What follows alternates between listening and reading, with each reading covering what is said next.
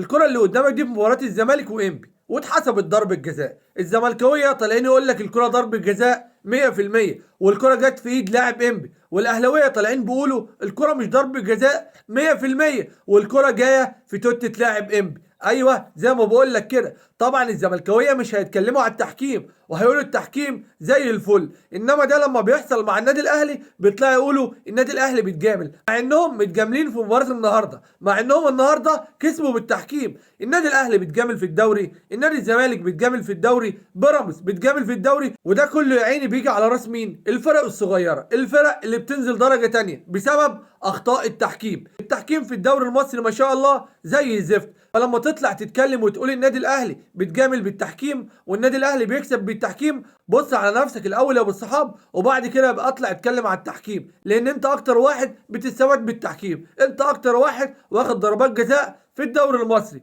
فتجامل واقعد ساكت بس كده. يلا سلام.